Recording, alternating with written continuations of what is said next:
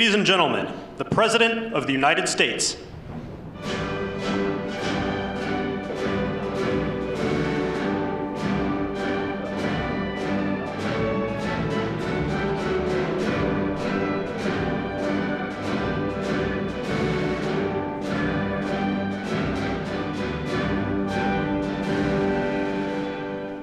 Thank you very much. Thank you. Please.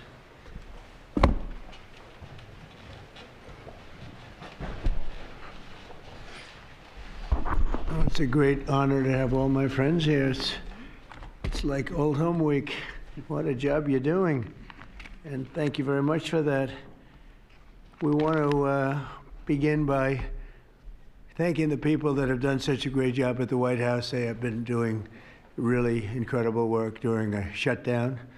I don't even know if they're supposed to be working, but they wouldn't miss a day. So I just want to thank everybody for that very much.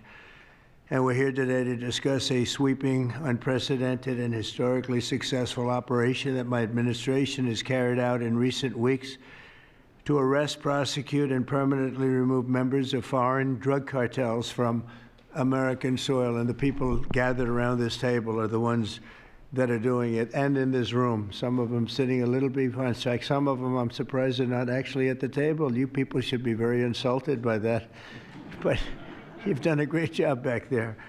On my first day in office earlier this year, I signed an executive order to officially designate the drug cartels and savage transnational gangs as foreign terrorist organizations. It was my honor to do so. And on that same day, I also signed an order directing the creation of the Homeland Security Task Force to bring together all federal, state, and local partners to achieve the national policy goal of eliminating the cartel presence in America once and for all. And the results are, and it's early, and the results are spectacular. Led by ICE and the FBI, this task force includes the Department of Justice, the Department of War, DHS, the intelligence community, ATF, the DEA, the U.S. Marshals, and the state and local agencies in every part of our country. Other than that, we don't include too many people. That's a hell of a group, isn't it, huh? When you think of it. That's not a group you want against you.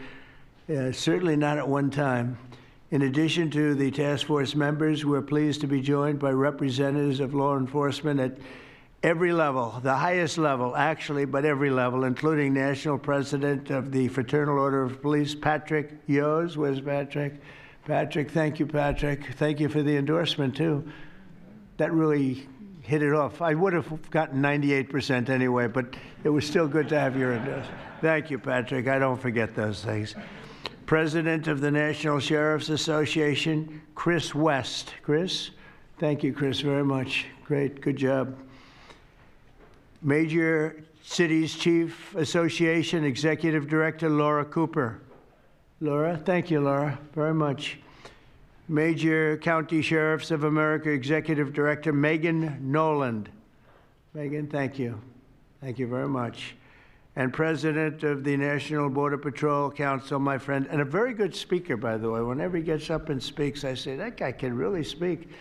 I don't know. I don't want him to run for office. I want him to stay where he is. Paul Perez. Paul. Thank you, Paul. Where is Paul? Hi, Paul. What are you doing over there, Paul? Good job. Good speaker you are, though, Paul. I mean it, too. You've made some incredible speeches, and all from the heart, too, right? Some great ones. Today, you'll hear details from my national security and homeland security teams about the extraordinary historic achievements of this new Homeland Security Task Force since it became fully operational last month in all 50 states. The job they're doing. What we inherited from this past administration is like disgraceful. In a matter of weeks, the task force has made the largest number of arrests of cartel leaders, operatives, and gang members in American history, more than 3,000 and counting. That includes members of the ultra-violent New Generation Cartel, the Sinaloa Cartel, the LNFM Cartel, MS-13 Cartel, and you know MS-13, the gang, and Tren de Aragua, another beauty. That's a group of real garbage we have to deal with, that we shouldn't have to deal with.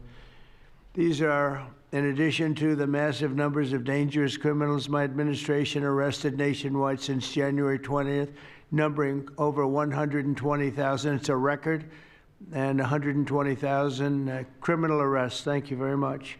Unfortunately, for 4 long years before I took office, the last administration allowed the cartels and their operatives to frankly take over our country, to freely infiltrate America and all the communities nationwide. Along with transnational gangs, these groups have unleashed more bloodshed and killing on American soil than all other terrorist groups combined. These are the worst of the worst. It should now be clear to the entire world that the cartels are the ISIS of the Western Hemisphere, in addition to their monstrous violence, such as cutting off heads, burning their enemies alive, and burning innocent people alive, too, by the way. The cartels control large swaths of territory. They maintain vast arsenals of weapons and soldiers, and they use extortion, murder, kidnapping to exercise political and economic control. Thank you very much, Joe Biden, for allowing that to happen. Biden surrendered he just surrendered our country to the cartels. Don't worry, it gets better. We're taking it back. It's really fast at levels that nobody's ever seen before. But what we had to put up with, what we inherited, was just a disgrace. And while Biden was president, if he was president, I think the Autopen was president, not Biden, nearly 100% of those who infiltrated our southern border did so because they were personally approved. They admitted they were just what happened, assisted by the most dangerous and violent criminal organizations anywhere on the planet. The worst people on the planet they allowed into our beautiful country. Under the Trump administration, we're finally treating the cartels as the core national security threat that they really are. The cartels are waging war on America, and just as I promised in the campaign, we're waging war on them like they've never seen before. All you have to do is turn on your television and you'll see what's happening to them. Past administrations have tried to mitigate this threat, and our objective is to eliminate it. We're not mitigating, we're eliminating. We're getting them out. The bad ones we're putting in prison. We hate to do that because that means we're stuck with them for 50 years or more. In recent weeks, our Homeland Security Task Force has seized more than 70 tons of deadly narcotics, along with more than 1,000 illegal guns. And that's just recently. This is already the most successful anti-cartel and anti-gang operation in American history, and it's just getting started. We have incredible people. A lot of them are in this room with us today, and it's an honor to have them. But we're going to not stop until the threat has been fully and completely eradicated. I want to thank task force members with us today, including a person who's doing a fantastic job, Attorney General Pam Bondi. Thank you, Pam. Thank you. Secretary of War Pete Hegseth. Sounds so much better than Secretary of Defense. I don't know. Do you guys agree with that? I don't know. It sounds, we won the First World War, the Second World War. I would say everything before and everything in between. And then we got woke and we said, well, let's call it defense. I think we like it this way better. It's funny. That's something I thought it would be maybe controversial.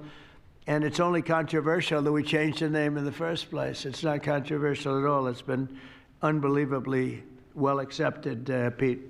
Hasn't it, right? It's been pretty amazing.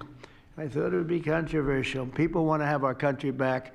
People want to do exactly what we're doing right now. We're getting a lot of credit for it, and we should.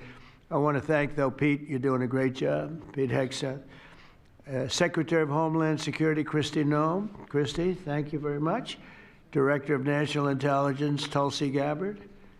Tulsi, good job.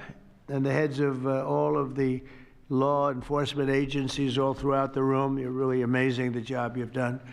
To provide additional details on our mission, I would like also to ask General Bondi to say a few words, followed by Secretary Noem, Secretary Hegseth, Director Gabbard, Homeland Security Advisor Stephen Miller. Stephen, you're such a superstar, Stephen. They called Stephen the other day a very bad name, and I said, you should sue them, Stephen. I think he will. I hope he does. FBI Director Kash Patel and Deputy Attorney General Todd Blanche. And I just want to say it's an honor, the job we're doing, and these people are doing absolutely incredible. I'll just add a couple of things. In Memphis, as you know, where the numbers are down in half already, and it's only been about 2 weeks. You're doing a fantastic job there. Thank you. Incredible. Nobody thought it was possible. It was really it was a very sick city. It was horrible what happened there. People would go from, if you're on the board of FedEx, they would ride you 1 block to the hotel. They said you couldn't walk it because it was too dangerous. And they're already feeling better about it. But the best example right now is Washington, D.C. We went from one of the most unsafe places in the planet, I hate to say, but in this country, to a totally safe city. It's nothing's crime-free, I guess, but this is about as close to crime-free as you're going to get. And you guys have done an incredible job with that. Every one of you have worked so hard on this one, and it's our nation's capital. And people would go to the nation. They'd go from, I always say, Iowa, Indiana. They'd go from Florida. They'd come up. They want to see the monument. I want to see the Lincoln Memorial. I want to see one of the monuments, any one of them, and they'd go home in a coffin. But not anymore. It's not happening anymore. We haven't had that happen in a long time. It was averaging more than one a week, one person a week. Who would think that's possible? And it hasn't happened anymore. And we have a safe city. We have a city where the restaurants are booming. People are going out. Nobody's being mugged, hit over the head with a baseball bat. None of the stuff is gone. We took out 1,700 criminals, many of them career criminals, many of them given to us by Joe Biden and his ridiculous open borders policy. They came in from jails from all over the world, not just South America, from all over the world. Jails, they came in from mental institutions and insane asylums all over the world, drug dealers, and we got them the hell out of here. They're either that, or if they're so bad, as I said before, we put them in jail because we can't take a chance that they come back. But I want to just say that Washington, D.C. is such an example of what could be done. And now the same thing's happening in Memphis. We're just halfway through the process, and already the numbers are far superior, far better than what we would have thought at this time. And Chicago, I just saw the number. Last week, it was last weekend, 4 were murdered, 11 were shot. And then I have this guy Pritzker, who's a very weak governor. Let me be nice. I'm going to be very nice. He's extremely weak. He's pathetic. I have Pritzker get up and say how great they're doing in Chicago. They're doing very poorly. So 4 were murdered, 4, 11 were shot. I would say, and that was not a bad week for him. Okay, that was not a bad week. He's had somewhere 18 or 19 were murdered. And you know what his excuse was? Yeah, but that was a long weekend. Okay, can you believe it? He said that was a long weekend. He's bad. And the mayor is worse. I mean, that mayor is worse. Low IQ, very low IQ. And we don't need low IQ people. We need people that are going to take care. And I love Chicago, and I love those beautiful women, black women, beautiful women wearing MAGA hats. And they're all over the place in Chicago. They want protection. They don't care if it's the National Guard, if it's the Army, Navy, Coast Guard, Marines. They'll take Space Force, okay? Space Force, send them in. They just don't want to be mugged, killed, raped, shot in the head, and we stop it. So we're going to be given a very special, we're going to give Chicago very special care. As you probably know, maybe you heard, we were going to do a big surge in San Francisco, but I got a great call from some incredible people, some friends of mine, very successful people. Mark, who's, everybody knows him, and Jensen, everybody knows Jensen, NVIDIA, and others called me from San Francisco. And they said, we're working really, really hard with the mayor, and we're making progress. Would it be possible for you to hold off the surge? And I had 4 or 5 calls, and I think they're making progress of their own. That would be the greatest. I mean, if they could do that, that'd be great. And they have great competence in those people. I mean, incredible competence, some of the smartest business leaders. And they're working very well with the police department. They're doing a good job. So we are holding off that surge, everybody, and we're going to let them see if they can do it. I said, I think we can do it much faster. I know we can do it faster. I think we can do it better than anybody. We can take criminals out that they're not going to know about, and probably they don't have the legal authority maybe to do what we can. But I'm okay with it, and we're going to let San Francisco, has the potential to be, it was a great, great city, has the potential very quickly to be a great city again. And these are the companies that are there that are all working, and those are the people that asked me, could you do away with the surge, and let's see how it works. And we'll do that. If we need to, we'll do it. But it's possible that we won't need to, and we will be focusing on other places like Chicago, and we'll have Chicago taken care of very quickly. But just remember, 11 people shot, 4 people murdered, okay? And that was this weekend, and that was Chicago. And then you'll see Pritzker get up and talk about, well, we have it under control. They don't have it under control. Just the opposite, it's getting worse. So we'll take care of, as soon as we give the go-ahead, which is all I have to do is give the go-ahead. We won the big court case the other day on the National Guard. That was a good case. Same thing with Portland, speaking of that, because that's where we won it. But, I mean, I looked the other night, Saturday night, Portland is like burning to the ground, and these people are saying, it's just friendly stuff. The whole place is burning to the ground. So we'll take care of that one. That's like an insurrection more than it is anything else. That's crazy. Portland's crazy. And then you listen to these radical left people talking about it's really okay. You're seeing things. You're really seeing things. So we're going to take care of Chicago. We're going to take care of Portland. We're going to take care of Memphis. We're proud of D.C. There's nothing to take care of anymore, but we're not going to let it ever go bad. It's never going to happen again, our nation's capital. And with that, I'm just going to tell you that Pam Bondi has done a fantastic job. And Pam, would you say a few words, please? Thank you, President Trump, and thank you for your leadership. And this is all about collaboration. And around this table, I'm looking around this table, we all work so well together. I don't think another administration in our nation's history has worked so well together. We talk constantly, Secretary Noem, Tulsi, Pete, constantly, but also all of our agencies working hand in hand, and that's why this is so successful. And these people around this table are working 7 days a week, 24 hours a day, even though the Democrats have tried to shut down the government. Terry Cole, I'm laughing because you're around the clock, you're all over the world. Director Patel, you're unstoppable, what you're doing around this country. Gowdy Serralto, U.S. Marshal, Rob Sakata and Dan Driscoll wearing your ATF hats. Rob, I was on the texting, Todd Blanche and I were on the texting you at 1 a.m. on cases. I mean, that's how committed all of these people are to just keeping all of our citizens safe. And that's what it's all about. And this project is the brainchild of Stephen Miller. And you are doing so much to keep our citizens safe, our kids safe, and get these drugs off our streets. Like the mayor of San Francisco and I are going to be meeting on fentanyl in a few weeks and working hand in hand on that. Secretary Noem spoke to him. But the results of this last month have been historic. As the president said, in the last month, think about this, 3,200, more than 3,200 violent gangs and drug dealers have been taken off the streets.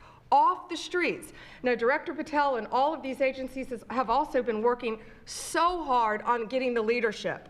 But we are getting all the gang members off the streets and the drug dealers, Sinaloa, CJNG, MS-13, and more, TDA.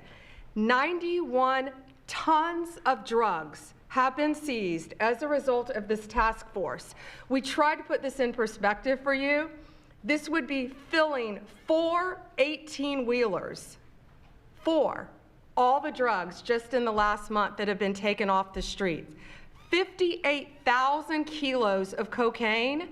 Think about a big backyard swimming pool. That would fill 1.5 swimming pools. Just the powder cocaine that has been removed, saving lives this last month, thanks to all of these people around the table. 2,300 kilos of fentanyl powder and 2.1 million fentanyl pills off the streets. And as the president said, more than 1,000 illegal guns. The Biden administration was, for way too long, all of these great law enforcement officers surrounding the table were not able to do their jobs. What they've said is now they've been uncuffed. They can do their jobs now. We've been watching transnational gangs grow in our country, become organized, set up infrastructure in all of our states, but no longer under President Trump. We are destroying the infrastructure, and we're no longer on defense. All of these great men and women are on offense, so they better get ready. We're dismantling the cartels, and we are taking the leaders into custody and all of the gangs. We are going to supercharge this work. This is not a pilot program. This is permanent. We are here to stay. And Secretary Hegseth, we couldn't do this without you and the Department of War. Thank you all so much for everything you're doing around this table, working tirelessly. And President Trump, thank you for giving them the ability to do it. Thank you very much. Thank you.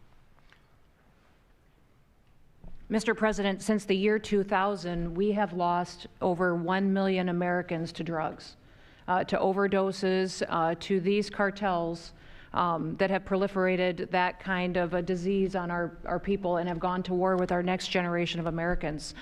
When you signed the executive order that was protecting the American people from invasion, what you did is that you took these cartels and gangs that we've known for decades and you declared them to be what they really are, and that's terrorists. You declared war on them, and you didn't say we were just going to fight them. You said we are going to destroy them.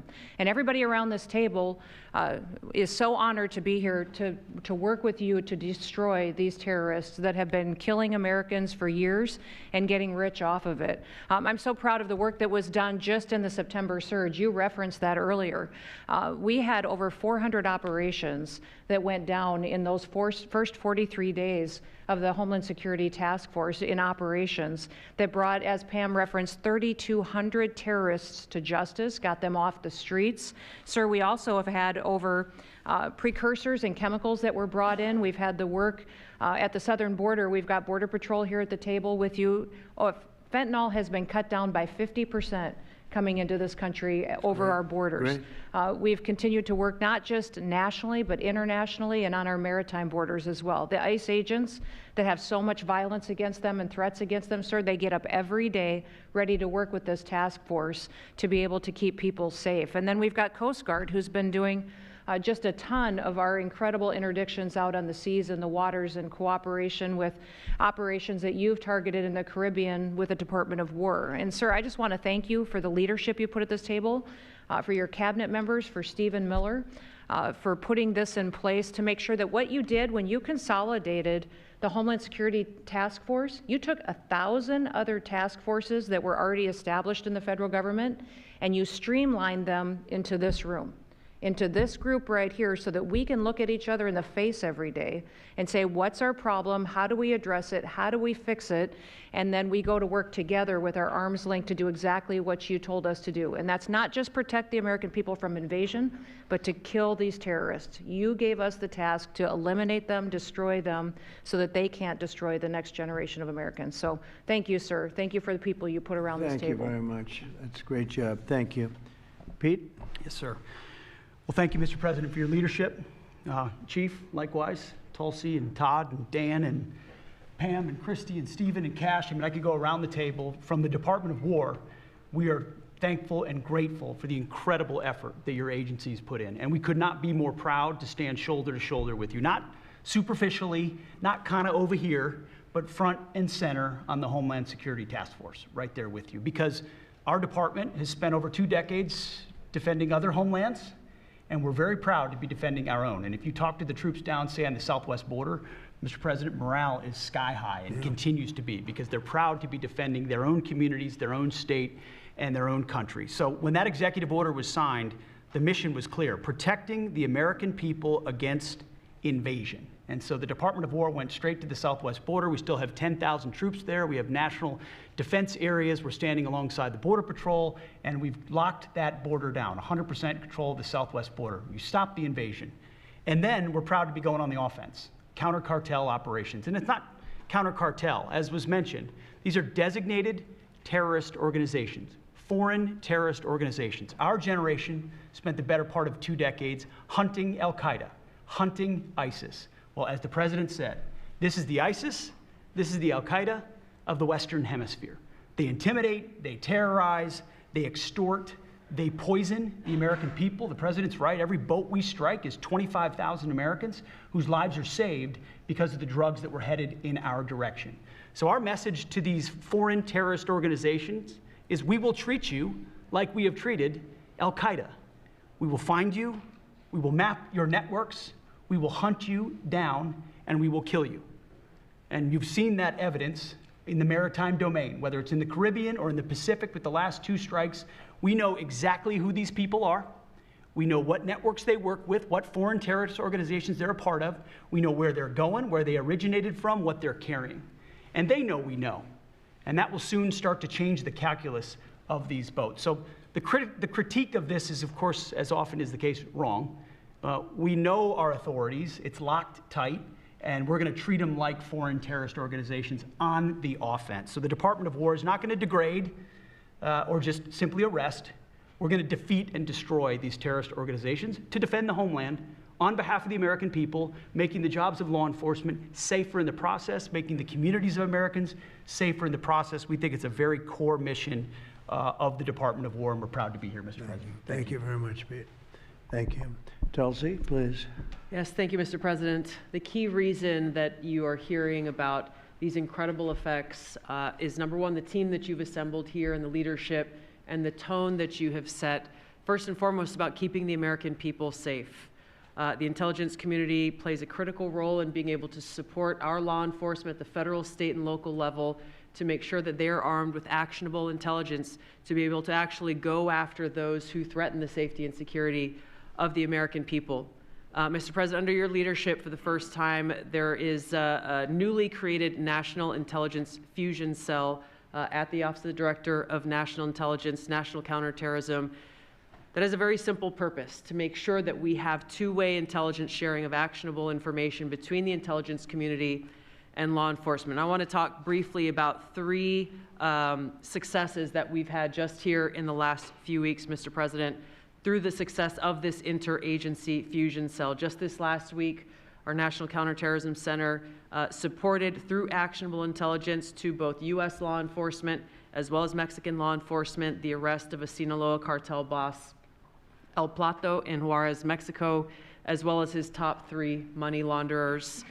In a separate and recent successful interagency operation, NCTC worked closely with the U.S. Marshals Service that led to the arrest of another dangerous Sinaloa cartel member responsible for tracking a huge amounts of cocaine and hundreds of thousands of dollars in this single incident with drug proceeds through his network.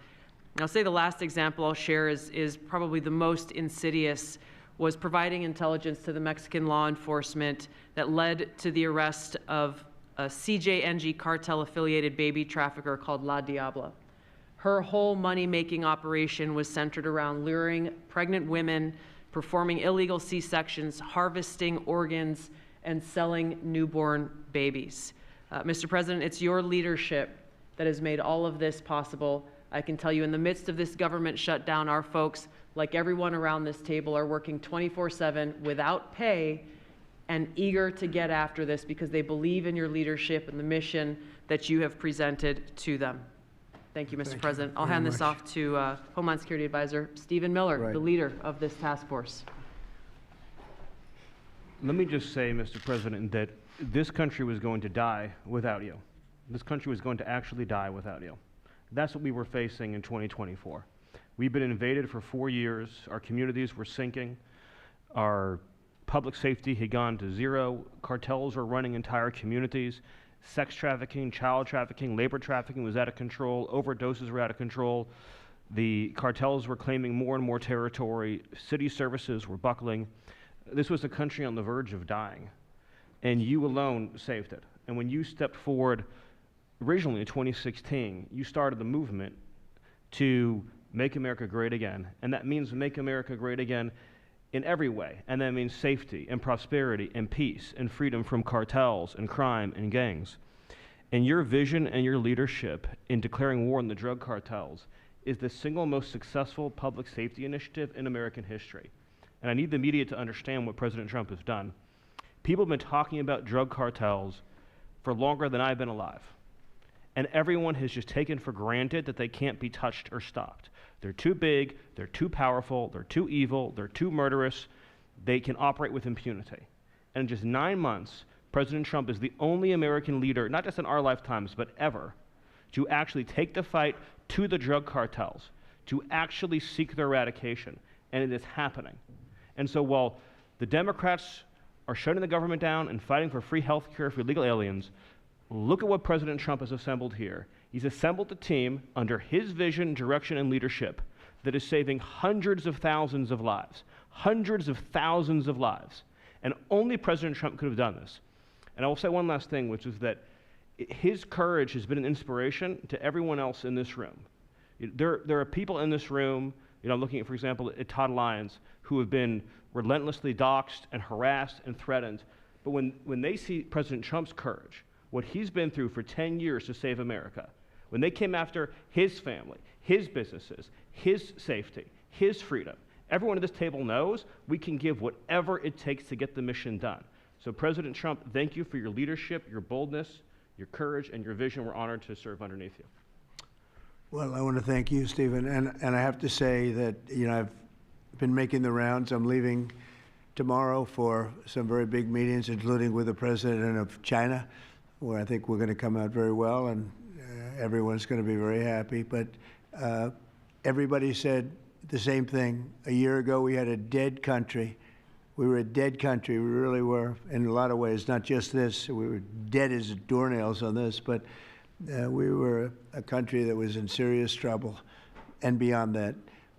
And we have the hottest country anywhere in the world right now. The whole world is talking about it. We have the hottest country anywhere in the world. We're going to clear up this crime in our cities. We can do it quickly, too. They showed how quickly we could do it in D.C. It was a real bad place. It was a real mess. Dirty, filthy, disgusting, graffiti all over the place, tents on every ounce of parks that we had. Just disgusting. And I rode around last weekend. I rode around the city. I felt very safe in that car, but, I would have done it without it. I wouldn't need that car so much anymore, I will tell you. But the place was clean. We've started that also, not only law and order, but the cleanliness is important. I think cleanliness is almost a part of law and order. If you see dirty, disgusting streets and potholes all over the place and railings falling down and graffiti all over the beautiful statuary marble columns, those gorgeous columns where they had graffiti, it's all gone. And I think it's a part of it. I really do. I think it's a big part of it. But we have a city that we can be proud of. We're going to be that way with every city we have. That's why with San Francisco, I wish them luck, but we could do it so much faster. I told the mayor, I love what you're doing. I respect it, and I respect the people that are doing it. They're the biggest people in the country. They're the biggest people in the world. A lot of the high tech. Some people like them, some people don't, but they're smart, and they want to do it. And I said, I am so honored to let you do it. And if it doesn't work out, we'll do it for you very quickly. But I just want to thank the people around this table are amazing. Cash, please go ahead.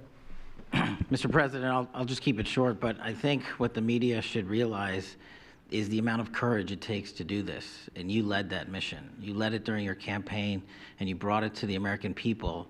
I think the media should focus on some of these numbers the Attorney General just riled off. Those aren't numbers, those are lives. Lives saved by the millions. Enough enough fentanyl to kill over 200 million Americans, gone, evaporated, off our streets permanently. Your vision to safeguard American freedoms and our children and our future is the most courageous thing I've ever seen a president of the United States ever do. And your ability to marshal it out in 8 months, these statistics would have taken other administrations decades. And the partnership that you see around the table, I just want to, sum it up with the following. When I call these folks around the table, when I call our state and local law enforcement partners who have been absolutely critical to this mission, when Stephen Miller called me and said, we're going to create the Homeland Security Task Force and the FBI and DHS are going to co-lead it, I said, absolutely. The country's been yearning for this and needing it. And the one thing I see different than any other administration is when I call these people, they pick up. I don't get a voicemail. When I make an ask, they answer, and the same is true. And so the FBI is playing a pivotal role in your administration in helping lead out this mission, and Stephen's vision has finally come to life. And instead of attacking the people at this table, maybe the media should go out there and talk to the lives that have been saved forever. and the communities that have been safeguarded, because it takes courage to do that. It takes courage to implement that plan, and it takes a president and President Trump to put a leadership team like this together. We are actual friends, and I know the media doesn't want to call us that, but we do that. We do hang out. We do work together. It's a 24/7, 365 mission that doesn't turn off, Mr. President. And as Stephen said, we're inspired by your leadership, and this country's thankful for these 8 months, and I can't wait to see what the next 4 years looks like. Thank you very much. Thanks, Cascio. Great job. Todd, please. Thank you, Mr. President. The number that I think matters, over 3,266 terrorists have been taken off the streets in 2 months. And for each of those arrests, there's anywhere from between 4 to 20 law enforcement agents, federal, state, and local, executing those arrests. And that means every one of them are putting their lives on the line to make these arrests, to make our communities safer. And so what I will say to them is thank you, but also what I will say to them is that to the extent that there are politicians, as recently as today, suggesting they are doing something wrong. We have governors, district attorneys, mayors, and even congresswomen suggesting that our federal law enforcement and the state and local law enforcement that are helping them are doing something wrong. That is disgusting and something that we will not tolerate. That every day Attorney General Bondi and I talk with all of our partners, making sure that they know that if any one of our federal agents, our state or local agents working under the HSTF banner are even touched by any of these terrorists or rioters, they will be prosecuted to the fullest extent of the law. When politicians aid these terrorists by trying to give them comfort or protection or suggesting that somehow our men and women are doing the wrong thing, same problem. We will not tolerate it, Mr. President. So thank you to all of our state and local men and women that are helping us, and our federal law enforcement officers that are literally putting their lives on the line every single day. We will always protect you. Thank you, Mr. President. Thank you very much, Todd. A really good job you're doing, too. Thank you. Any questions maybe pertaining? Mr. President. How about pertaining to this for a little while? And whoa. Would you have any questions of these incredible people? Mr. President. Mr. President. Yeah, go ahead, please. Go ahead. Mr. President, thank you. Mr. President, thank you. Good to see you. If I could just ask both of you, including Secretary Hegseth, there's reporting the U.S. just sent B-1 bombers near Venezuela to ramp up some military pressure there. Is that accurate, and can you tell us more about that mission? No, it's not accurate. No, it's false. But we're not happy with Venezuela for a lot of reasons, drugs being one of them, but also they've been sending their prisoners into our country for years under the Biden administration. Not anymore. We have a closed border. We had actually nobody for the last 4 months, I guess 5 months. They say they report nothing. They report zero. I don't know if that can be possible, but we'll accept it, right, fellas? But we have closed borders. We have people coming into our country, but they only come in legally. We have the strongest borders we've ever had. We might have the strongest borders of almost any nation right now. And that's a big difference from what it was 2 years ago when everybody was pouring in. But we're very unhappy with Venezuela because of what they've done. They've emptied their prisons into our country. Nobody can do that. Only a stupid person would have accepted it. And that's what we had running our country, very stupid people. So we're not happy with Venezuela, I will tell you. Yeah. Mr. President. Mr. President, thank you, President Trump. Yeah, you okay? Yes. On fentanyl. We're going to lose Sorry it. about that. On fentanyl, we have President some Trump. good medical help right over there. That's all right. On fentanyl, according to CDC data, nearly 330,000 Americans died over the past 5 years from fentanyl. That's 1 in every 1,000 Americans who died. It's more than that, but that's all right. Yes, It's I more. know you think it's even more. I'll be discussing that with President Yes, Xi. so that's actually my question. I figured it was. I was wondering, since it mostly comes from China and has caused such carnage in the U.S., what are you going to say to convey the seriousness? And also a second question for you or Secretary Hegseth. Is there any evidence that China is now smuggling fentanyl through Venezuela to bypass U.S. and Mexican port controls? They are doing that, yes. But they are paying right now a 20% tariff because of fentanyl. That's billions and billions of dollars that they're paying. We're actually, on November 1st, the tariff on China goes to 157%. which is record-setting territory. And we don't want that because it's not sustainable for them. They can't sustain that. We don't want them to have to go through that. So I'm meeting with President Xi, and I would say we have some big issues, like with the farmers and various other things, but the first question I'm going to be asking him about is fentanyl. And if you think about it, they make $100 million. Think of this. They make $100 million selling fentanyl into our country, $100 million. They lose $100 billion with the 20% tariff. So it's not a good business proposition. It's $100 billion approximately that they have to pay. That's a big penalty to make $100 million. So I think they want to do something. They want to put it on the list. It's on the list. It's one of the things we're talking about, and I'm putting it right at the front of the list. So they pay a very big penalty for doing that, and I don't think they want to be doing it. And we'll see what happens at the end of next week, because I'll be meeting next week, as you know, along with we're stopping in Malaysia, we're stopping in South Korea, we're stopping in Japan.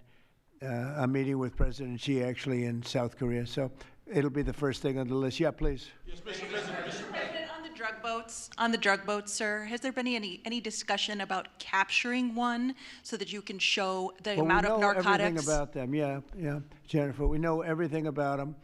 We know where they're coming from, who they're coming with, generally who's in the boat. I'll let Pete discuss it a little bit, but they have incredible intelligence. And you know, usually when you see 5 engines, I've never even seen that before, but when you see 5 engines on a boat going about 65 miles an hour, loaded up with white powder in silver cases, generally speaking, that's not a good sign.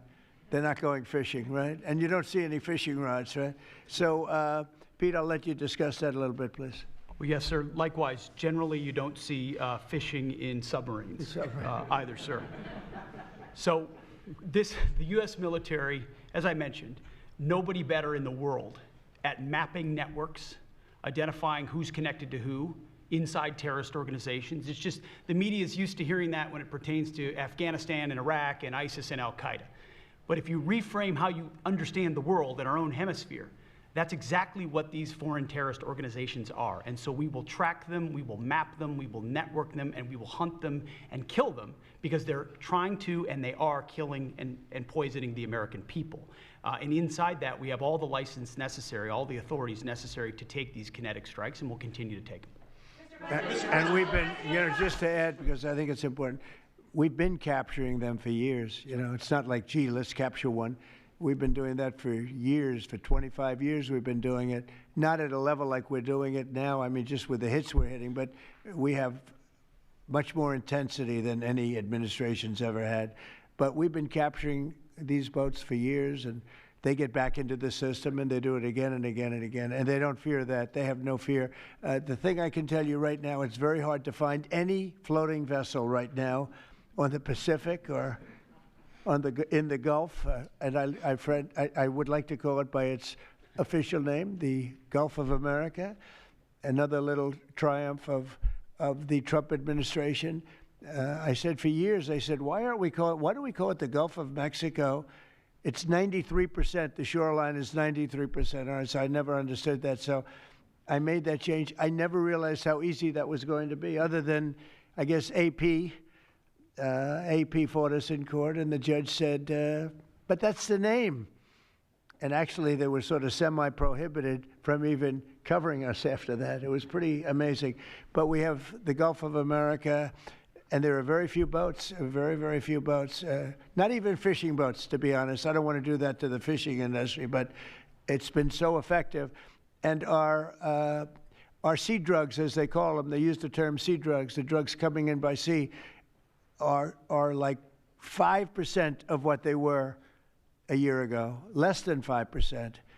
So now they're coming in by land, and even the land is concerned because I told them that's going to be next. You know, the land is going to be next, and we may go to the Senate, we may go to the Congress and tell them about it, but I can't imagine they'd have any problem with it. I think, in fact, while we're here, I think it's a good idea, Pete. You go to Congress, you tell them about it. What are they going to do? Say, gee, we don't want to stop drugs pouring in. They're killing 300,000 people a year. I think that's the real number, 300,000 people a year. So between that and my discussion with President Xi, I think we're we have never made progress like we've made.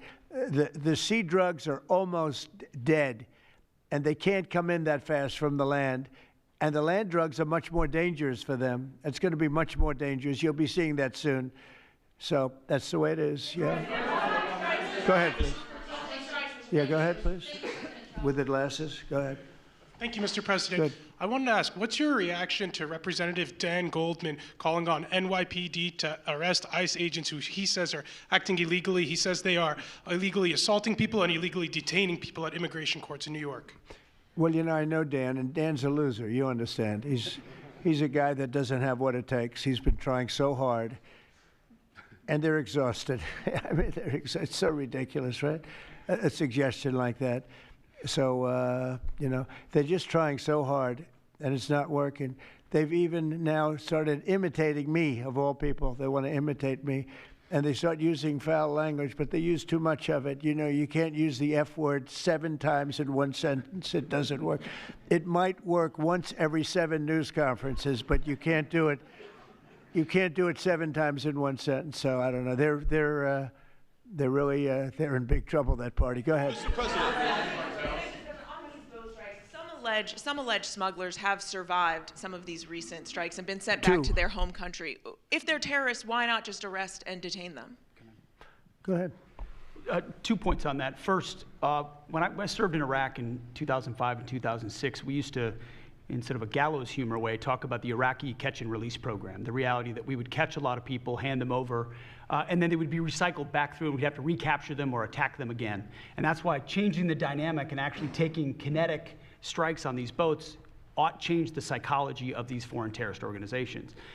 To those 2 that survived the shot on the semi-submersible, think again, compared to Iraq and Afghanistan, the vast majority of people that we captured on the battlefield, we handed over to the home country. Did we always like how it shaped out? Sometimes we did, sometimes we did not. But 99% would go to the Afghan authorities or the Iraqi authorities. So in this case, those 2, they were treated by American medics and handed immediately over to their countries where they came from, hopefully to face prosecution, which is a very standard way of handling something like this. And you'll do that with future survivors, anyone else who survived? We've got protocol of how we'll handle it. Not that guy, he's so hopeless. Go ahead. Go ahead. Yesterday, there was a vote at the Knesset on annexing the West Bank. Do you see it as a challenge to your peace efforts? Could you say that louder, please? Yes, yesterday there was a vote at the Knesset in Israel on annexing the West Bank. Do you see it as a challenge to your peace efforts? Will you answer that, please? Because I cannot understand the words you're saying. Where are you from?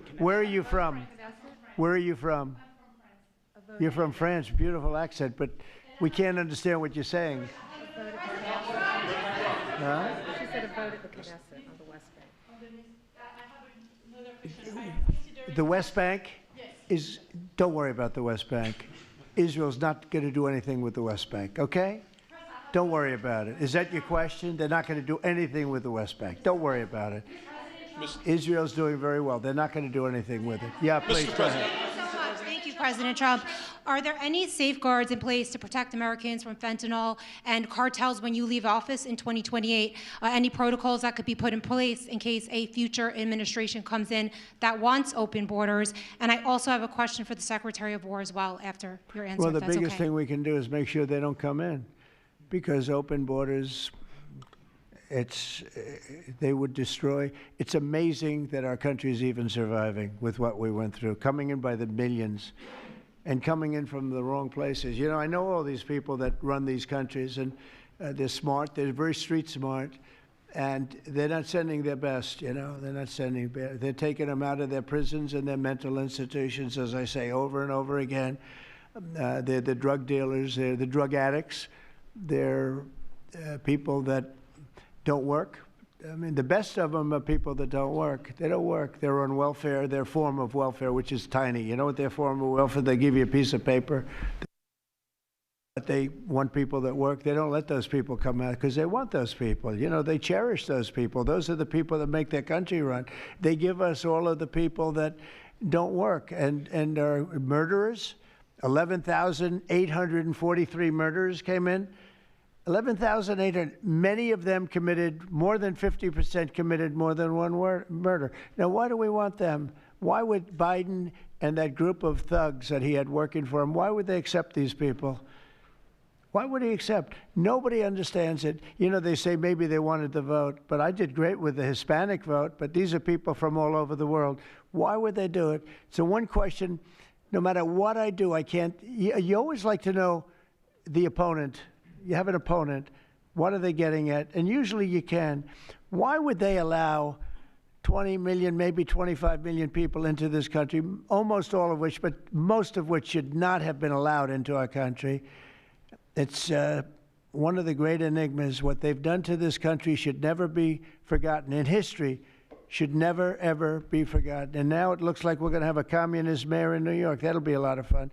But remember this, they have to go through the White House. Yeah, please, go ahead. Today you pardoned the founder of Binance.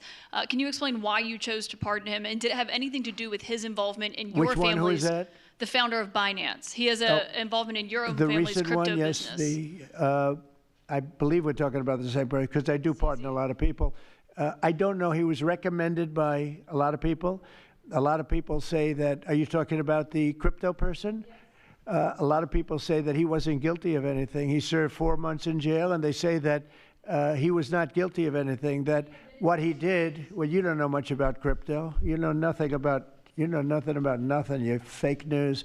But let me just tell you that he was somebody that, as I was told, I don't know him. I don't believe I've ever met him. But I've been told by a lot of support. He had a lot of support. And they said that what he did is not even a crime. It wasn't a crime, that he was persecuted by the Biden administration. And so I gave him a pardon at the request of a lot of very good people. Mr. President. Yeah, please. Yes, Daniel. President, thank you so much. This is the kind of question I like. Yeah, right here. the numbers from this task force are jaw-dropping. I wanted to know, this is a question for you and both Stephen, since it was said this is your brainchild. What are the lessons to be learned from the success of the task force, and what are your continued goals with this task force now that you have about 3 years left? Well, the best thing we have going is we have such talent around this table. I could go over every one of these men and women, and we have unbelievable talent. They've got the naturals, you know, like somebody that hits a baseball or a golf ball or a, you know, that you see more, it's more evident. It's beautiful because it's sports. You can tell somebody right away, are they good or are they not? These people are the most talented people at what they do. And when we started talking about this, Stephen and all of us, it seemed so easy. What is surprising to me is how quickly we can straighten out a large city, a big city, a mean city, a city that's sick, that got very sick with guns all over the place, with bullets shooting all over, where you take your life in your hands if you go out and buy a loaf of bread. That's not America. That's not our country. And those people don't care how you do it. They just want it done. They really do. You know, when you go to the people in the street, they don't know. Is it National Guard? They just want it done. They want to be safe. And we've gained a great following of Americans, real Americans, people that want to be safe. But I think the biggest thing we say is we have tremendous talent. We were able to recognize, like a football team, like a baseball team, we were able to recognize the talent. And the talent is largely in this room for the whole country. It's largely in this room. There's really nothing like it. And that's why I think we had D.C. done, not perfectly, but pretty much done, at least normalized in 12 days. When you say 12, would you say 12 days? On the 12th day, it felt different. And you know, we took a lot of bad people out, never to come back again. Then most of them never to come back again. But there's great talent, and there's also great courage. I've been watching what goes on. And then you have the radical left lunatics, and what's that all about? I mean, they're fighting us because we want to stop crime. Where do these people come from? They're paid money. I guess they're paid a lot of money. But like I saw that ridiculous march the other day, I say, these people are not representative of our country. And not all of them, of course, but many of them are total lowlifes. These are lowlifes. These are people that are paid agitators. and they're not representative of our country. So I don't know. I can just tell you that our country has tremendous spirit right now. You know that better than anybody because you cover it well. But we have a lot of people that are very happy right now with the direction. They did a poll the other day. The direction of our country is better than it's been in 37 years. And I'm upset because I think it should be better than that. I actually said we should be better than that. So, you know, thank you very much for your question. Brian? Brian? Mr. President, yes. Thank you, Mr. President. You guys have done an amazing job in Memphis. Some of those numbers are staggering, and we've gotten message on social media wanting to thank you for that. But I think, can you talk about the number of missing children you guys have discovered in Memphis? That's amazing. Well, it's hundreds of thousands were lost through Biden and the Biden administration, and we are getting a lot of them back, but they're either dead, they're slaves, they're captured in some form. But think of it, hundreds of thousands we're talking about, not even believable. And they came in through the border, they were sold, they were bargained for, and this was all Biden, meaning Biden and Obama, the same, you know, the same mentality, frankly. I think it's the same mentality. Let me tell you, Barack Hussein Obama was a lousy president. A lot of bad things happened. Remember when they used to talk about Trump with the jail cells? Well, he built the jail cells for the children. He built those jail cells. Remember that came out? But, sir, they were built in 2014. You remember when that came out? After me going through that stuff for about 2 weeks, and then they found out it was Barack Obama that built those jail cells.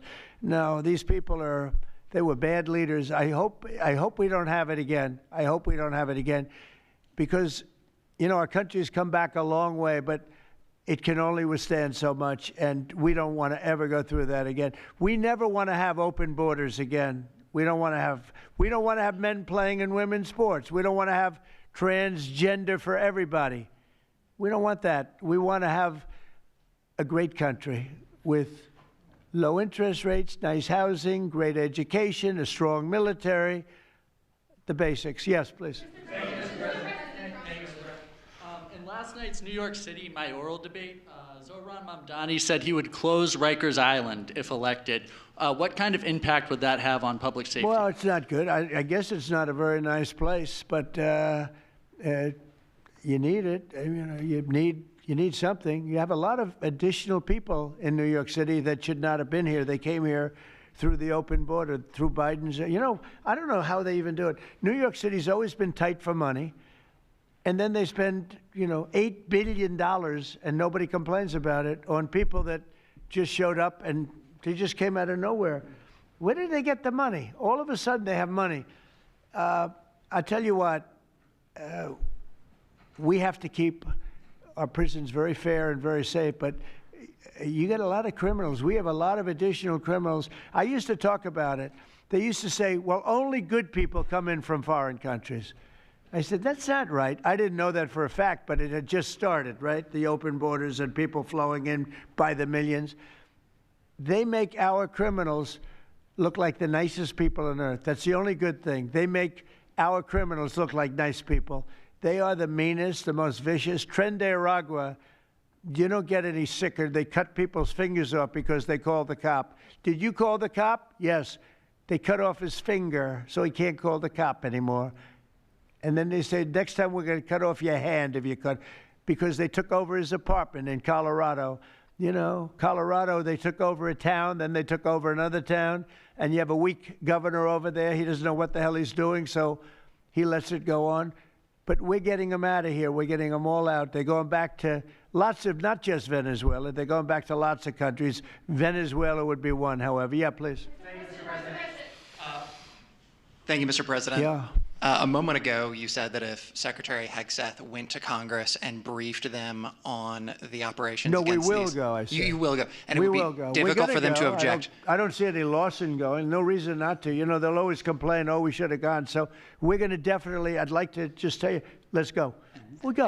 And Mr. We're going to President, tell them what we're going to do, and I think they're going to probably like it, except for the radical left lunatics. And Mr. President, if you are declaring war against these cartels and Congress is likely to approve of that process, why not just ask for a declaration of war?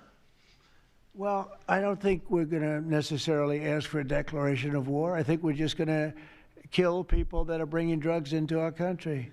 okay? We're going to kill them. You know, they're going to be like dead, okay? Mr. President. Yeah. Mr. President. Yes, red hair. Thank you. Beautiful red hair. Thank you. I'll tell my hairdresser that. She'll love it. This is a question for both you and the Secretary of War, Mr. Hegseth. Who are you with? I'm with the Center Square. We're a newswire service. With everything that's going on between the narco-terrorists in the Caribbean, and then also with more Chinese, Iranian, Russian ships also taking part in Venezuela. Are you have any plans of expanding operations out of Roosevelt Roads, and in fact, placing home porting some ships there? Yeah, go ahead, Pete.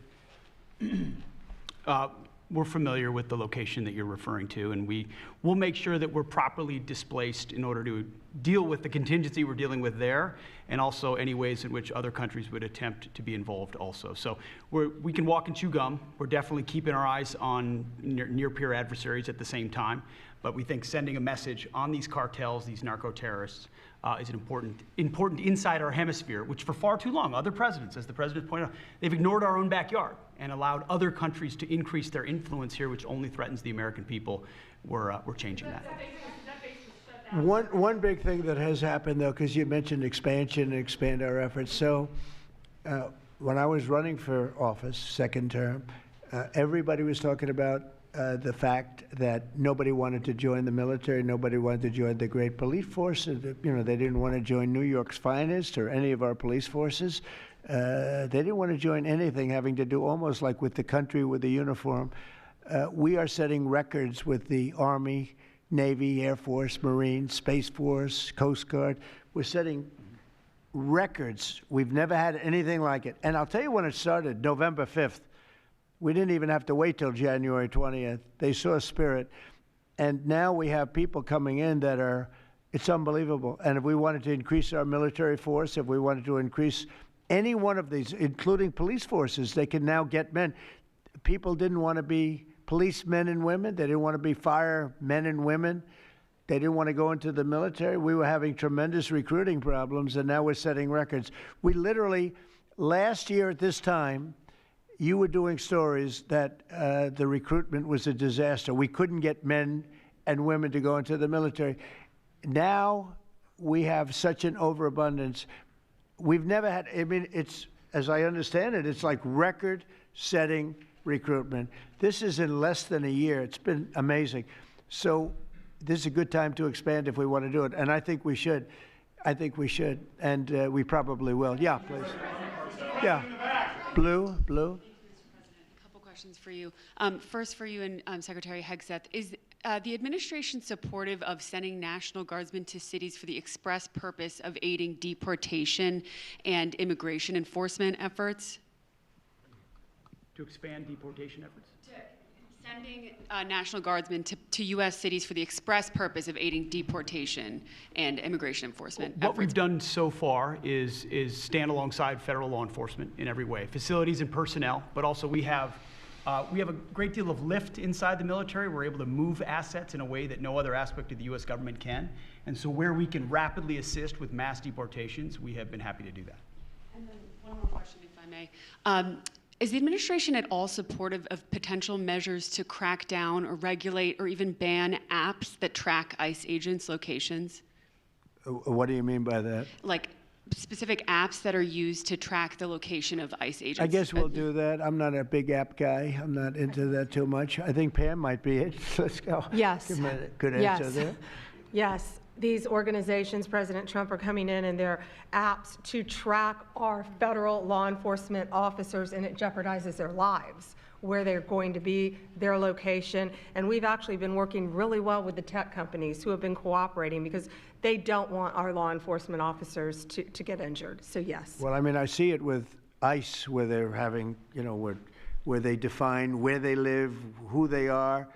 And, you know, I didn't have a big view on the mask, but I now understand why they should wear masks. I think it's very dangerous for them not to wear masks. They can do whatever they want. I notice some do it and some don't, but it's pretty dangerous. But when you look at, you know, you talk about that question, I think it's very dangerous, and I think you're coming down on that very hard, right? We are.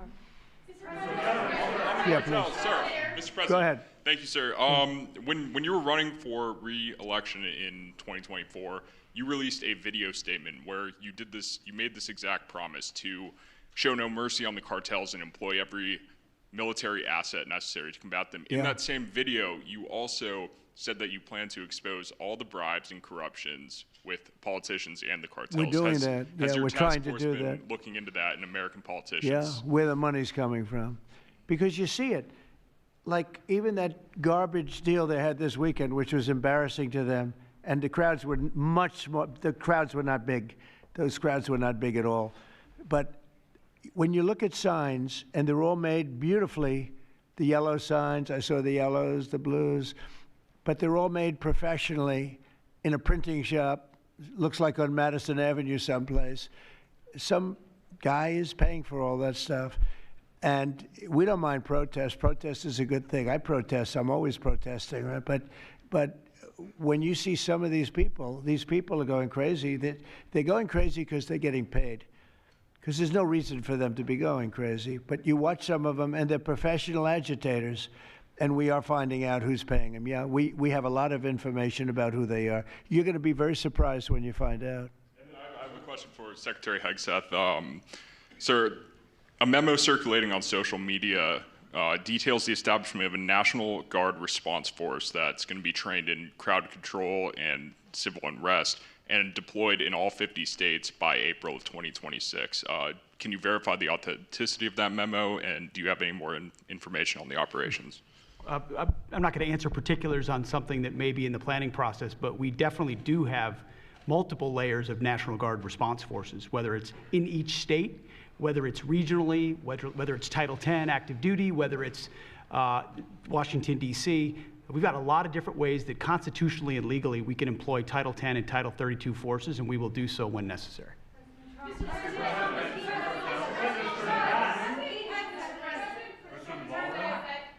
Thank you.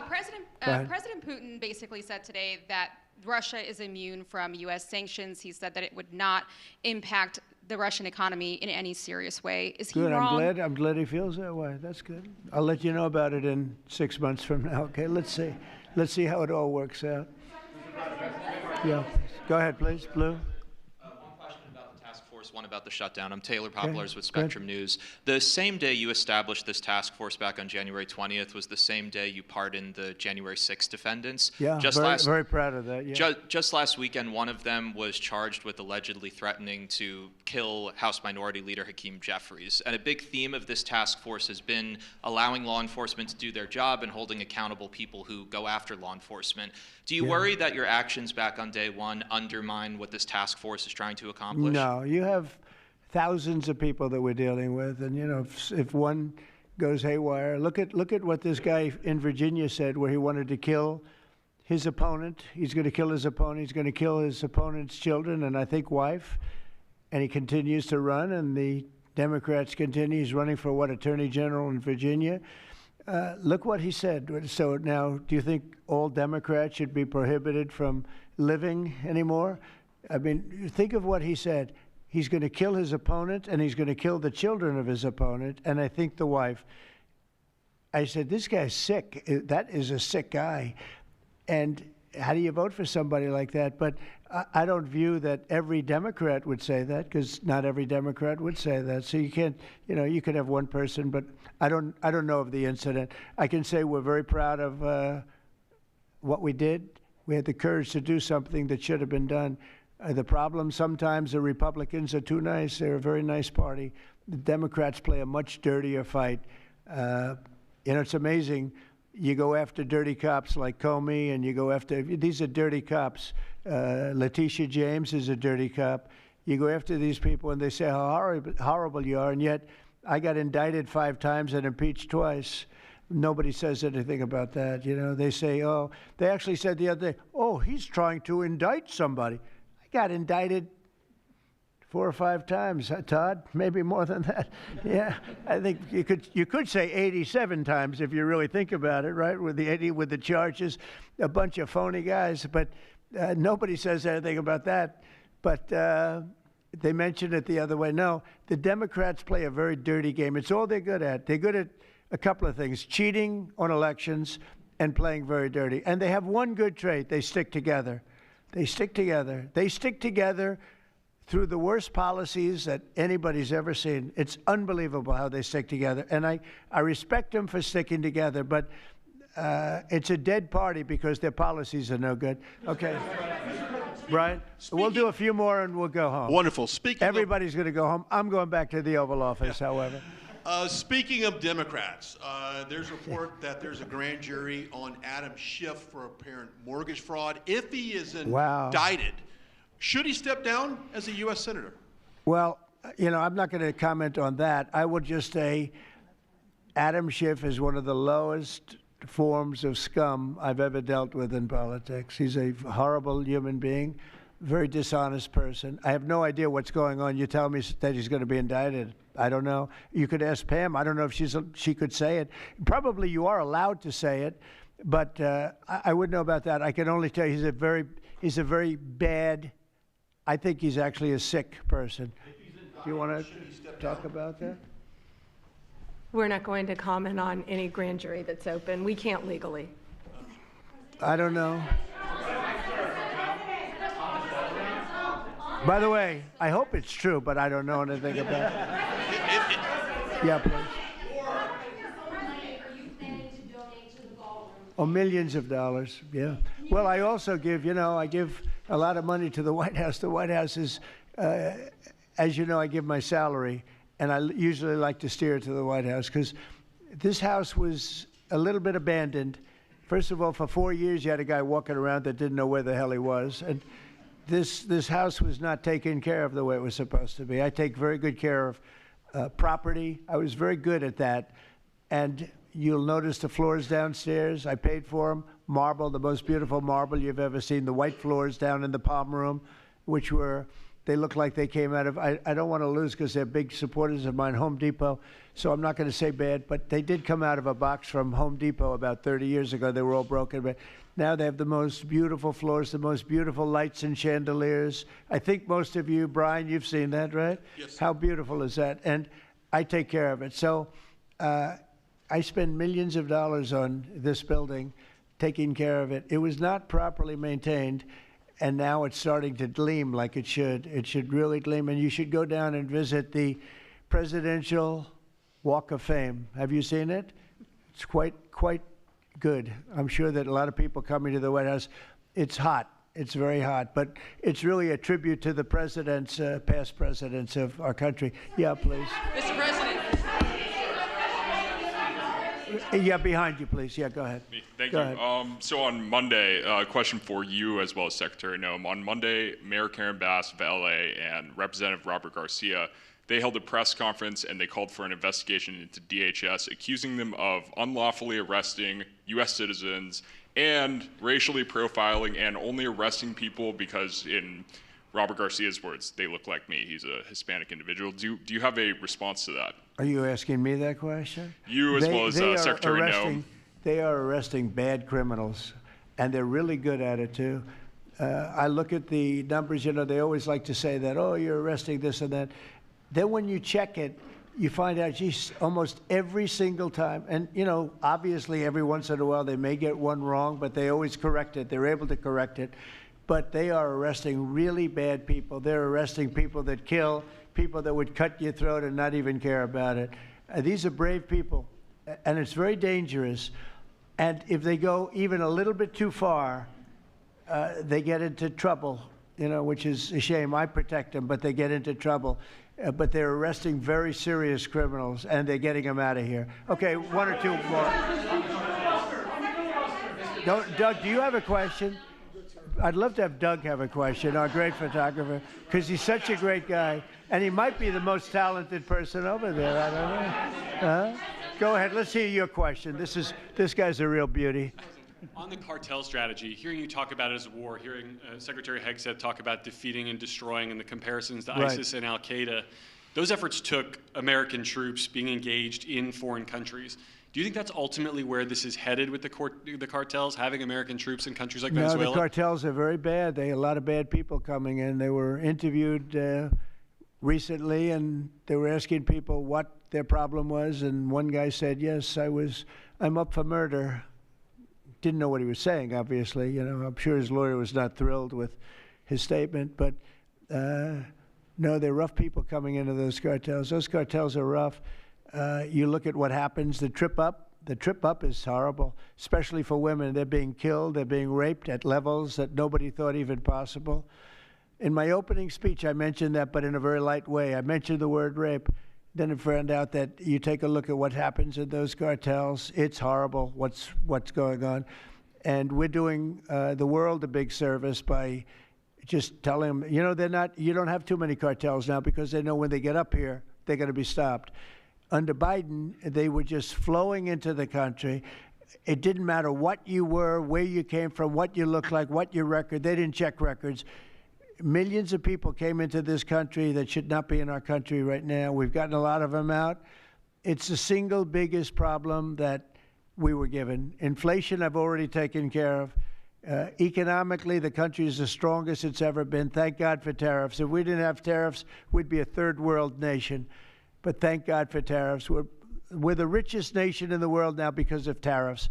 And we're able to economically protect ourselves, and we're able to really protect ourselves from a national security, situation. But we have cartels that, somebody came up with the word cartel. I won't tell you who that person was, but you got a lot of bad people in the cartels. And you could look at a country like Mexico, and I really respect the president. I really respect a lot of the people over there, but a lot of the leadership. But they are in fear in their own country because those cartels are running those countries, okay? And that includes Colombia. Colombia is a drug den. It's a drug den, and it has been for a long time. You got a lousy leader over there right now, bad guy, a thug. But they make cocaine at levels that we've never seen before, and they sell it back into this, and they're not going to get away with it much longer. We're not going to put up with it much longer. Colombia is very bad. Mexico is run by the cartels. I have great respect for the president, a woman that I think is a tremendous woman. She's a very brave woman. But Mexico is run by the cartels, and we have to defend ourselves from that. Go ahead. Let's go with you. Go ahead. Let's listen to this beauty. Shutdown by the time you return from your trip to Asia? Do I expect to have it resolved by the time I return? I don't know. I said long ago we shouldn't have been in this problem. This was September 28th. It came due in Biden's regime, and before the election, September 28th, and they pushed it off into the future. And I was running when they did that. And when you're running, but I did say, what the hell are they doing? That and debt ceiling. They also pushed the debt ceiling past the election date, so that would mean the next president has it. But I did say that I think the Democrats have gone totally crazy, and you don't know what they're going to do because they don't care about the people. They don't. I really think they have no leadership. They have a lot of very low IQ people. Jasmine Crockett is a low IQ person. A lot of them are. I don't want to insult too many of them, but a lot of them are. They have no rudder. I don't think they know what they're doing right now. They've never done this before. They always agreed to go and, called an extension. Let's do an extension and talk. Even today, look at what happened today. They don't want to pay the people that have worked. And, this was supposed to be this was a test. And they wouldn't pay the people that have been working. They said, no, we don't want to pay them. This is all the Democrats. Now, all we need is 5 Democrats. And I know a lot of Democrats that are saying they're more than 5. Probably not that many more than 5, but they're more than 5. And all we need is like 5 Democrat votes so we open our country again. Sad, though, we have the greatest economy in our history. We have the highest stock market. All these things are rocking. We will have, by the end of my first year, more than $20 trillion of investment. The all-time record is $3 trillion. I think it's China. We're going to have $20 or $21 trillion. We've never had anything like it coming in because of tariffs. The money pouring into our country, the plants that are opening, AI, automobiles, everything. And the Democrats want to close our country. They're really, they say deranged. They suffer. I guess it's Trump derangement syndrome, which I think is going down now as an official condition by the doctors. I think they get paid extra money if they handle it because it's more difficult to handle than a normal mental disease. But you know what? They really should approve an extension, get the country back to work, get the people paid. And, you know, it's very simple. You just don't know what's going on. There's something wrong with them. Yeah, it's sad, actually. Have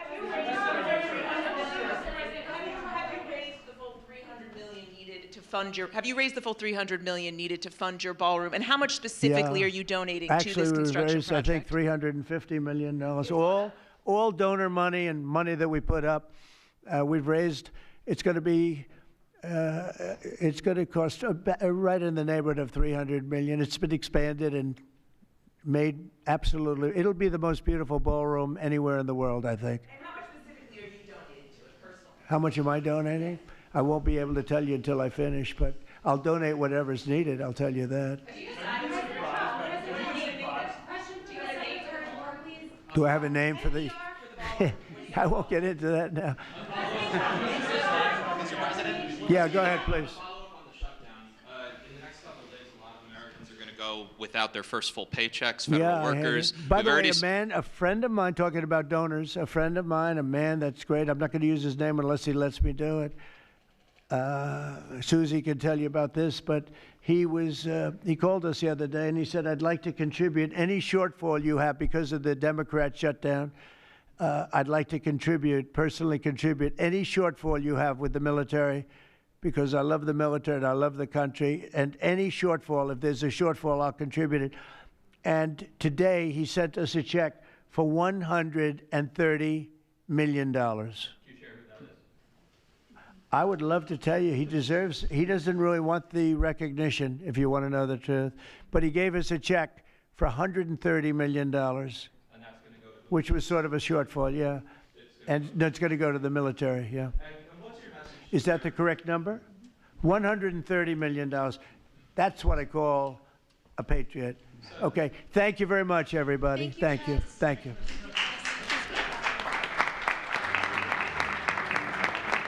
Another day in town.